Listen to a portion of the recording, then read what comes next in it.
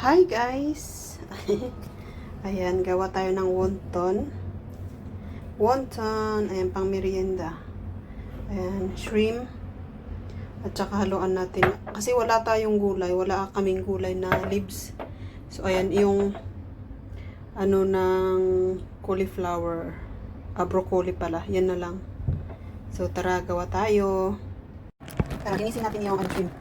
Tanggalin natin yung, kasi yung shrimp is ano siya, pan fry. So may ganyan. Tapos, tinatanggal ko yung mga ganito niya, yung itim dito sa gitna. Ililinis ko talaga siya. Yan, tanggalin natin. Kasi di ba pag yung, ibablanch mo lang yung ano, yung, nasa, yung dito lang yung tinatanggal. Yan, gagawin ko siya. Kasi, imamarinate ko siya sa soy sauce para may lasa daw. Yan.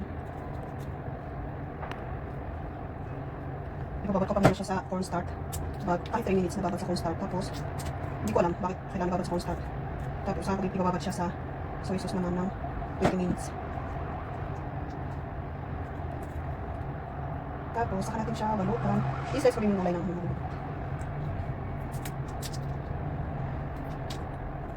Hihiwain ko na ito ng maliliitin. Parang pang merienda. Niluluto kong breakfast ng alaga ko. Medyo na itim. Ayan.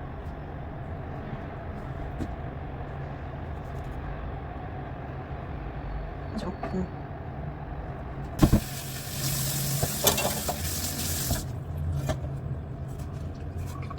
Pwede na siguro yung isa.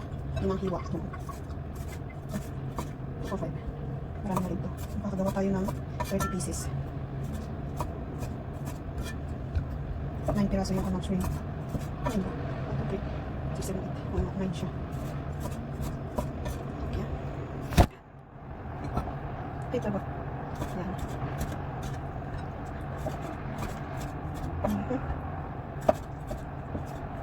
Ayan sa sauce. Ano ba?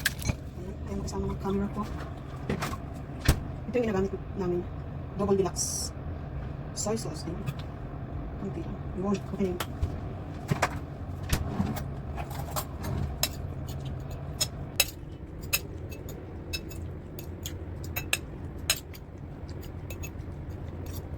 Tapos hayaan natin siya ng 20 minutes. Marinate siya. Tapos slice naman natin yung slice natin yung gulay. Maliit. Maganda sana pag tanong ko. Pinag-iisan ko na lang ito.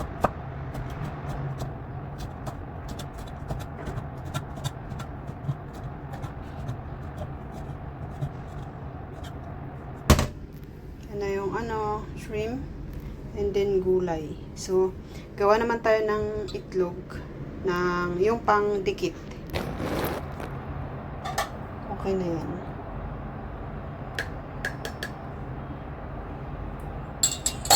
Lagyan natin parang papel. Oh, diba? Hindi ko alam ilan to. Walot lang natin dito. Wala nagdikit-dikit. Ayan siya. Wrapper. Iba yung wrapper sa paggawa ng lumpia. Iba naman yung wrapper nito. Ibang style. Lagyan natin tigda 2 piraso ng shrimp. Ganyan. Tapos, lagyan natin yung gulay. Yan siya. Ganyan. Tapos, ganun mo siya. Ang laki.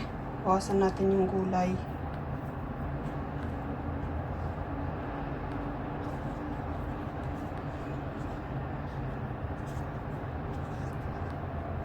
Ang laki pa rin.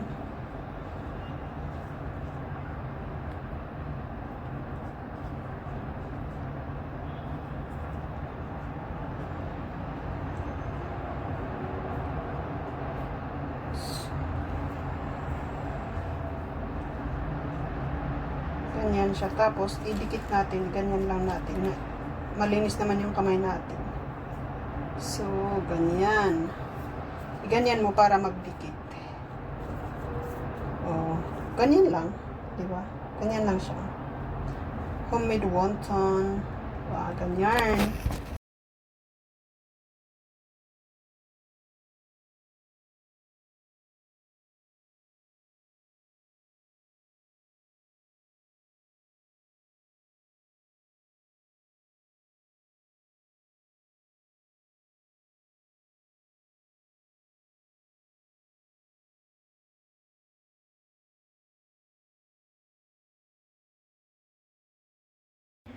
So, ayan ang ating finished product ng wonton. Ayan. Diba? Nakagawa tayo ng 2, 4, 6, 8, 10, 12, 14, 16, 18, 20, 2, 4, 5, 25. Diba? 25 pieces. So, ayan. Ready for breakfast. Niluluto natin ng breakfast. Thank you for watching. Bye-bye.